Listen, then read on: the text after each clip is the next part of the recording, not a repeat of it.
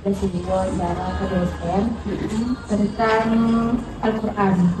Nah, saya pengennya karena 2 harinya itu baik, jadi saya bilang saya yang lain takut.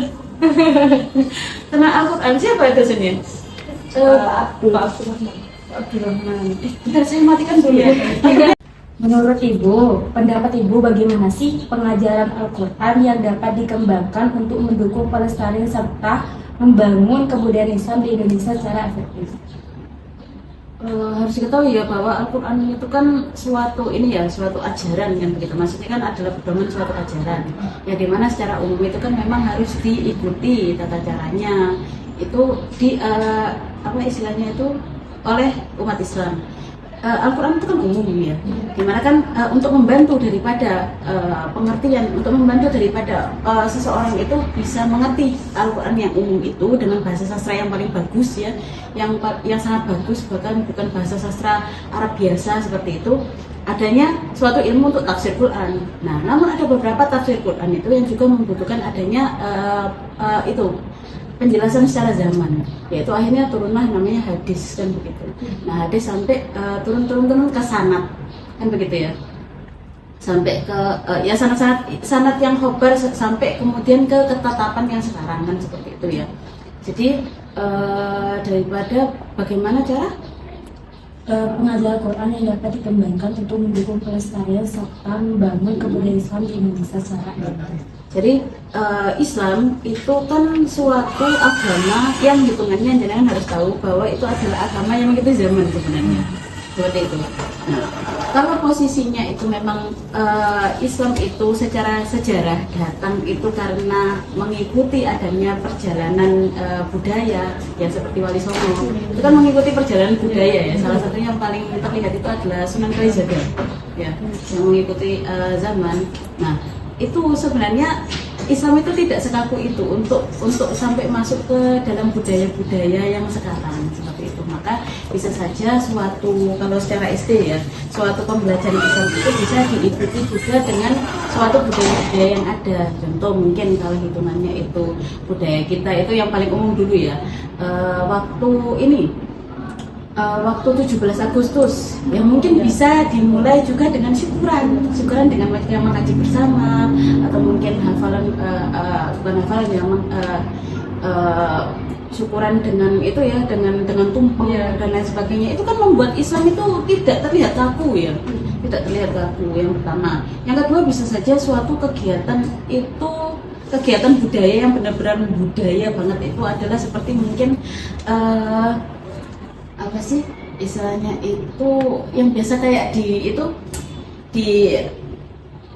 laut-laut ya, sedekah bumi. Sedekah bumi itu bisa saja sedekah bumi yang berupa daripada yang ada di kebun gitu ya. Saya pernah lihat dulu itu. Jadi awal-awal itu saya pernah di daerah Candi gitu ya, daerah Candi. Saya lupa ya waktu SMP itu kemana ya, daerah Mojokerto kalau nggak salah. Itu daerah Candi itu ya, saya lihat itu ada apa tadi bilang sedekah bumi itu. Tapi dengan membaca doa itu ya secara Islam gitu, itu menurut saya itu ya pelestarian budaya, pelestarian itu Islam di Indonesia. Mengapa pengikutnya besar? Karena saking pintarnya daripada itu mengelolanya hingga bisa masuk ke dalam ini sela-sela daripada budaya. Karena balik lagi secara definisi Islam itu bukan agama yang kaku seperti itu, karena agamanya mengikuti budaya itu mengikuti zaman, sehingga gampang sekali masuk ke budaya. Oke, pertanyaan yang kedua, bagaimana sih peluang dalam menggabungkan sumber ajaran Islam klasik dan ijtihad sebagai landasan karakter pendidikan di era Indonesia modern sekarang? Bagaimana cara Peluang dan menggabungkan sumber ajaran Islam klasik dan ijtihad sebagai landasan karakter pendidikan di era di Indonesia modern ini? ya, sangat bisa sekali. Karena landasan kembali lagi sangat harus ketika tahu bahwa Al-Quran itu adalah suatu sastra yang bukan sastra ya, maksudnya itu adalah suatu firman yang mengikuti zaman. Maka kenapa ketika kalian itu mendapatkan ijtihad ulama, itu kan kesepakatan ulama, itu selalu ada saja hasilnya. Karena kenapa? Dari Al-Qurannya sendiri itu selalu mengikuti zaman, seperti itu. Begitu. Jadi kalau jangan itu pernah setiap ini ya, sonborok. Menurut ijtihad para ulama diharamkan. Karena kalau jenengan benar-benar lihat di Al-Quran itu kan ada suatu daripada ayat itu tidak boleh mengganggu ketenangan saudaranya sendiri, bahkan saudara yang non muslim seperti itu. Nah itu karena ajaran kita itu bukan hanya ajaran yang berhubungan dengan hablum minallah ya, tapi hablum minannas juga. Seperti itu, mudah sekali ya, karena memang dari Al-Qurannya sendiri itu penstrukturannya itu sangatlah umum ya, penstrukturnya umum, terus pembahasannya umum, sehingga selalu ada di zaman itu, selalu ada itu ya, apa istilahnya itu pembahasannya. Kalau jenengan lihat ya, dulu itu zamannya kita itu, zamannya Nabi Muhammad dulu itu kan tidak ada dibaan ya. Ya.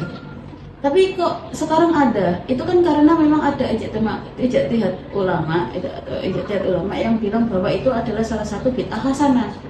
Yang dimana kalau jenengan benar-benar baca tidak saya jelaskan ayatnya karena posisi saya juga tidak hafal ya seperti itu ya. Ada yang membahas tentang mengapa itu diperbolehkan. Begitu juga dengan kunut. Iya. Seperti itu ya. Nah, ya harus diketahui ya bahwa kunut kan kebanyakan dianut oleh NU ya. Harus diketahui Nahdlatul Ulama dan Muhammadiyah itu adalah ormas, bukanlah suatu dia itu apa? Saya bilangnya itu kalau itu kata-katanya selalu hilang. Bukan suatu beda dengan ini ya, beda dengan ini ya. Ahlus sunnah wal jamaah. Ahlus sunnah wal jamaah itu kan seperti kiblat. Ya, kiblatnya orang Islam. Jangan memang mengikuti sunnah atau tidak kan. Nah, kalau hitungannya dia itu NU dan Muhammadiyah itu adalah